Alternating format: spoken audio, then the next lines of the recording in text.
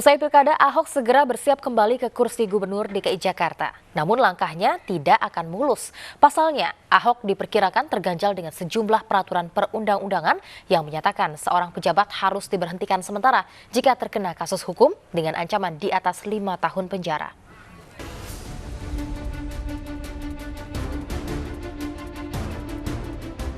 Masa cuti kampanye gubernur nonaktif DKI Jakarta Basuki Cahayapurnama akan segera habis. Pada tanggal 12 Februari tahun 2017, Ahok akan kembali melaksanakan tugasnya sebagai pemimpin ibu kota.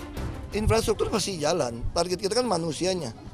Jadi begitu kita masuk, yang kita harus benahin, saya selalu yakin semua program bisa jalan kalau pelayannya itu punya hasrat empati untuk melayani. Namun, apakah langkah Ahok yang kini sedang menjalani proses hukum berjalan mulus?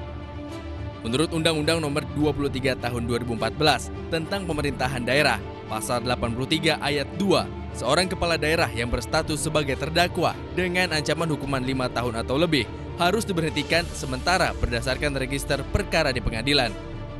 Kami menunggu tuntutan. Kalau tuntutannya di atas 5 tahun, pasti akan saya berhentikan sementara. Ya begitu, karena pasal 156A ini kan deliknya material, jadi tidak memerlukan pengaduan sebetulnya. Sebab pasal ini kan sangat sederhana.